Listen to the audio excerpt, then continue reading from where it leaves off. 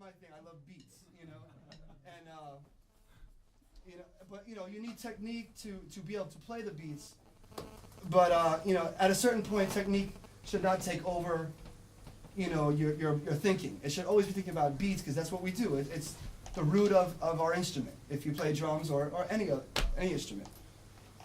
So the hip hop quickly for the styles, the East Coast style comes from, like the New York where I grew up, comes from the go-go sound because Washington D.C. is pretty close. So, a lot of the hip hop beat from New York is.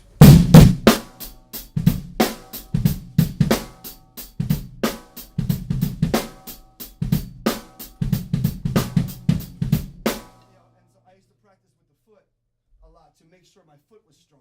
I didn't want to have a weak foot. So I would practice doing stuff like the shuffle foot thing, like this.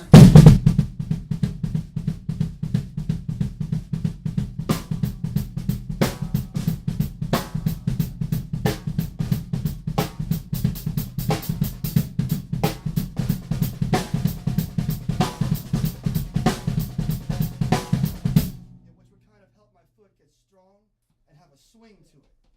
And also I would practice doing straight. That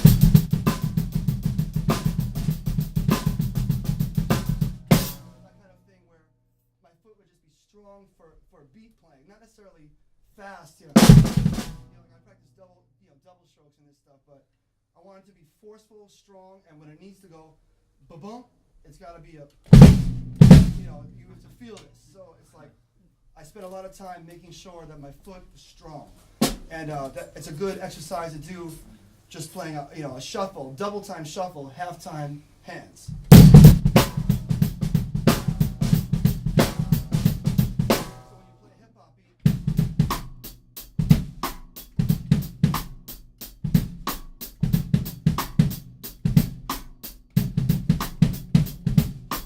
my friends know this as my style. Like they can tell it's me because I've been playing with them for so long, and they know the amount of time I put into the bass drum for it being strong.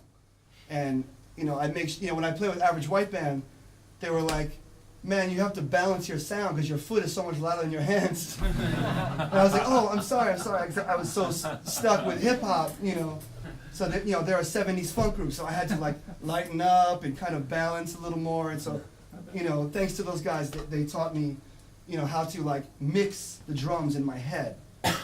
So when you're on stage, you might be a loud hands player, but your foot's quiet. Or like me, and I was a loud foot player, and my hands were quiet. So you have to really think about what the crowd is hearing and what the band is doing, what kind of music you're playing, and adjust your mix level. So I always thought of this as very important. So that's the East Coast style. And then you have the West Coast style, which is based off of kind of like this guy Zappin' Roger, which is a great artist from the '80s, who they would use this sound that sounded like a giant hand clap, and that's why I use this because it's supposed to recreate the clap sound of a lot of people clapping. So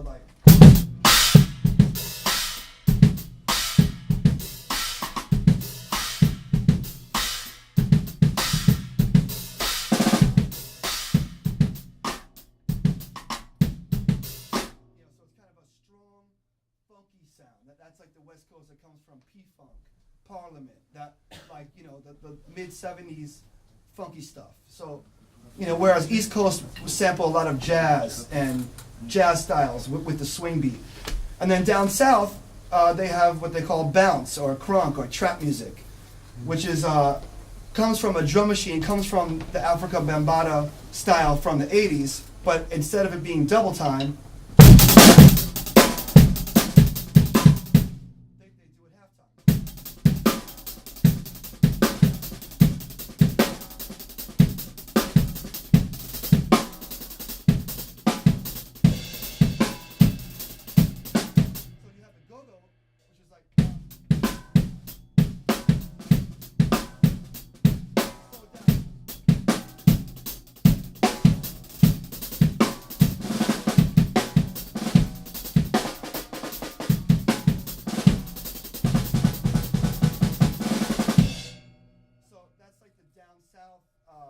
they call it dirty South style of hip hop. So I like all of them, you know. And in the Midwest, Chicago kind of has a mix of everything. Like Kanye West is from Chicago, so he's right in the middle of everything. You listen to his music; he's got down south, East Coast, and West Coast sounds, and I think that's why he's popular, because he understands.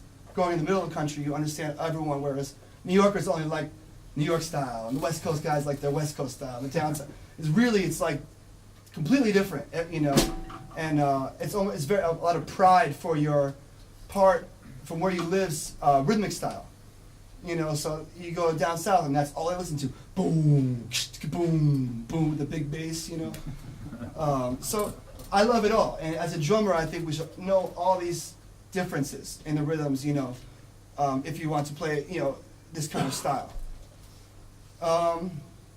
Yeah, so that basically covers, like, you know, the timeline and the tree.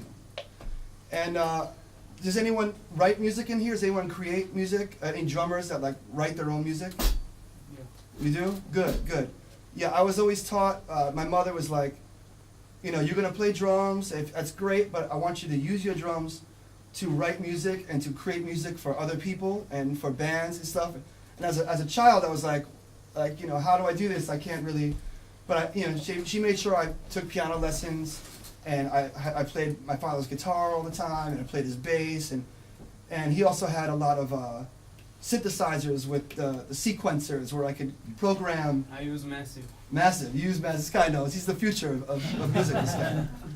Yeah, so, you know, I always got into programming and writing, and then, you know, when it came time for like Lettuce, you know, my funk band is called Lettuce, and I would just, you know, compose the parts on you know, on the keyboard, you know, just by ear, and teach everybody one by one. I'd sing the horn part or play the part, and one by one, and then that's how I ended up showing everybody. I never really learned to write like really good, but if you understand the notes and the rhythms, you could sing it, and I would try to work with musicians that understand how to vocalize a rhythm. You know, if I could sing a bass line to a bass player, boom, boom, boom, boom, boom, boom, boom, boom, boom, boom, boom, boom, boom, boom, boom, boom, and they can do that, this is the guy I want to play with.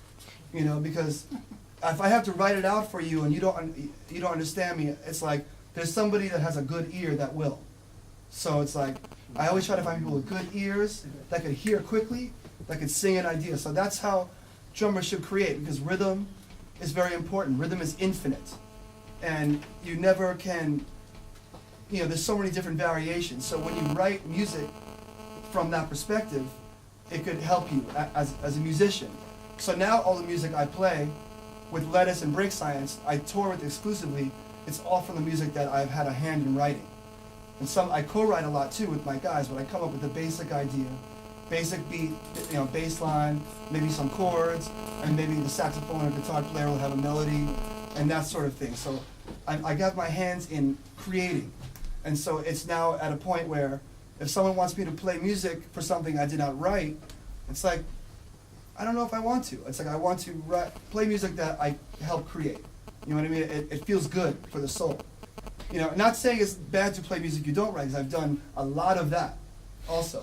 And it's beautiful, because you're trying to interpret the artist's music as best you can to make them a star, to make them sound great. And that's a whole different mindset. And I've done that too, and I love it also. But it's very rewarding to play music you've written. Yeah, if you end up touring, you know, the object is to stay healthy and to, you know, to make sure you stretch and eat well. That's very important, or else, you know, your body gets tired and broken down, and your spirit gets broken down. It's like so many musicians around me. I'm 36 years old, and I feel like, you know, a lot of guys at my age you know, some friends of mine are getting very depressed with the music scene and blah, blah, blah. But if you stay, you know, strong and healthy, it's like you never get tired of music. You never get tired of the travel and the waiting in the airport line for 2 hours, you know, like, because it's just part of it. It's part of the whole thing. So, you know, it's good to stay healthy when you're touring and you know, that sort of thing. YouTube. Use YouTube. When I was young, I only had VHS cassettes, and I used to watch the Dennis Chambers video at Schofield all the time, on repeat and repeat. But that's the only video I could find of a drummer, playing. And as I watched him, and I watch his head and his hands and everything. And now with YouTube, you could watch anybody. You could watch all your favorite drummers all the time, and go back to the 70s and the 60s and watch, Papa Joe Jones and Tony Williams, and for hours. It's like reading books to me. It's like, I could spend hours just watching these guys, and it's the way they hit and the way they angle their cymbal and tom. I'm into all this. And the movement of a drummer. Every drummer has his dance that he does. Some guys go like this. Some guys just stay still. So. But find the movement that's good for you, that's natural for you. Whether it's going crazy or standing still or in the middle, that's very important. Try to have an identifiable, unique groove. As much as you can, carve out your groove. This is my beat, or these are my beats, and you play them well, and people will go, wow, this person has a good beat, and they want to play music with you. That's the goal. You don't want to ever play for drummers, because that will just, because it's always going to be a guy that's going to do one hand, and you go, why I can't do this? I should quit. Well, that's not what it's about, And I respect this because my friend Jojo Mayer is amazing. He could play with one finger faster than I can play with all But he also understands groove too, and break beats and hip hop, and he knows this whole thing. So whenever we hang out, we talk about this, how it's not about technique, even though his technique is like, but it doesn't make me want to quit because, he says, I like what you do because it's simple and it makes sense, so. That's where I try to come from, that's my style. You could, don't forget to share your knowledge with everybody, learn from each other, not just a drum teacher, but ask each other, what you're into, what you're listening to, share music. That's what it's all about. That's what the best thing about Berkeley was sharing music and listening to music with friends for hours and hours and hours, and learning each person's favorites and that sort of thing. It's very important. I've been in situations where not everything went well. I've had artists not like the way I play. And I got down on myself, but then I realized, why? It just, maybe you're not meant to play with this person, So, and I auditioned for Average White Band, this famous band. My parents are huge fans, and it's a big event. So I go to the audition in New York City, and all these great drummers there, and I play my best, and then, they call me and say, good job, and a week later they say, I'm sorry, we're not going to go with you, we're going with this other guy. I said, no problem, And 6 months later, hey man, the other guy was drinking way too much, we need you. And it's just you never know, but if I would have went, oh man, you picked the wrong guy, if I was angry, who knows? I would have never gotten this opportunity. That was my first touring, world tour gig. So you have to stay up. We call it keep it up. Keep your vibe, and just your emotions. Don't let them go too far. Stay in the middle. Stay calm. Your time will come.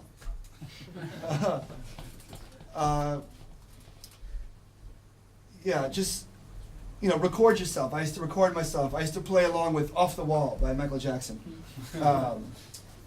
J.R. Robinson is a great drummer, and he went to Berkeley as well with my father. And I used to play a lot with this album, and I used to press record on my little tape recorder with cassette. He wouldn't know a cassette, but I used to record it on the cassette. I'd make while I'm cleaning my room, or I watch TV. I turn the sound off and listen to myself for a while, and maybe I have a piece of paper and I go, okay, I like this. I don't like this. You can change this, and so I would just always kind of edit myself to get better.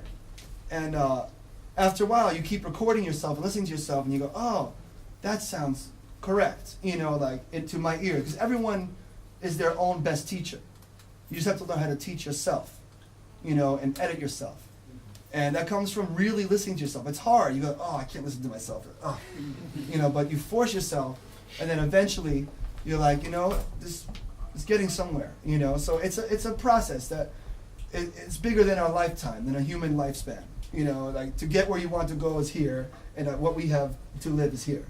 So I will never have an ego or think I'm something special because we're trying. There's so much rhythm, there's so much to learn, So just enjoy it where you're at, and just maybe you're a person that gets good really fast. Maybe you're a person that, like me, just slowly like this, But I've seen guys that started much later than me get really good, because they have this something. Maybe they have a genetic thing that they just quicker to learn, So you have to learn what kind of musician you are and how you learn and how fast you progress. And the most important thing, stage presence. I always try to project a good vibe. The bass player and drummer thing is very important, and a lot of my success I owe to bass players recommending me. I suggest you find a bass player that's good if you're a drummer, and hook up with this guy. Just play bass and drums for hours and hours. That's what I did at school a lot. And then, when the bass player, hey man, who do you want to get on drums? You go, I want this guy, because you have a thing. When, in Lettuce, in my band Lettuce, when I play the bass drum, the bass player's right there. He's not, or like, it's together, So it's like, I look for that guy that, he just has that thing that mixes with my thing perfect. So, and that comes from you work it out, you play with this guy, just maybe in a small room, and just work out grooves, and you try to concentrate on locking together. And then watch, in 6 months, this guy, hey man, I got this gig for you with Sting. It's like, wow, wow. But, getting a gig comes from recommendations. So being a good person and it's going to help with everything. The guys with the attitudes, they may have the gig now, but they won't have the gig, maybe in a couple months.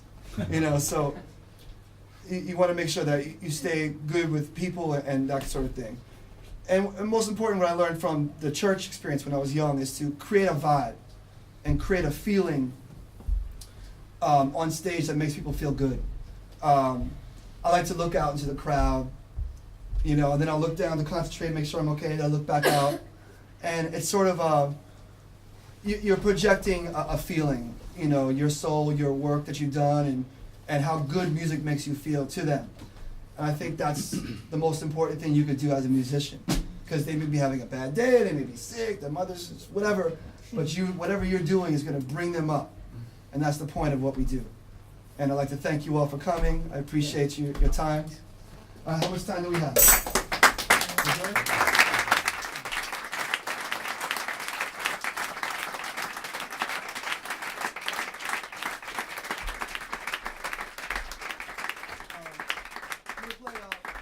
One of the Lettuce songs, because you heard Break Science, so I'm going to play just one of the Lettuce joints.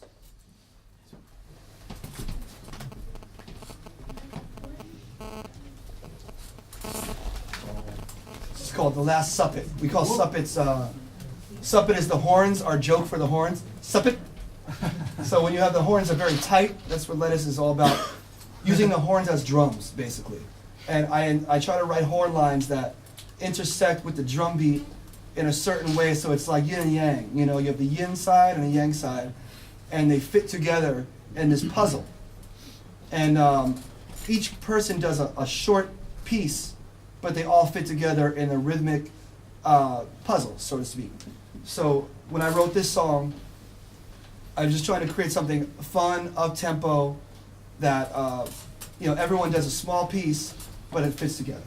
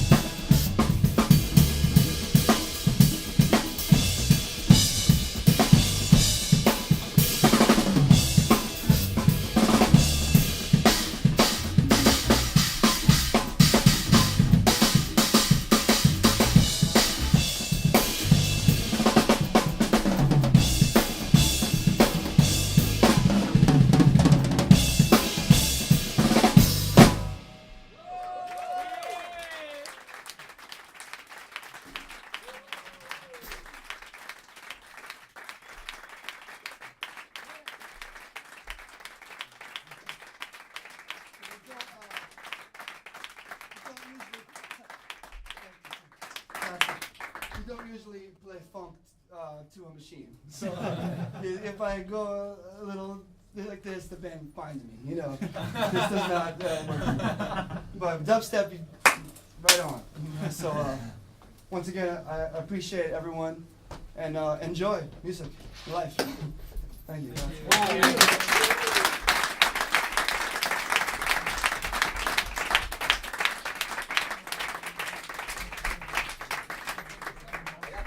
Per chi volesse una foto, un autografo eccetera, adesso lui sarà al bancone dove tra l'altro potete anche comprare i suoi CD, di cui anche l'ultimo.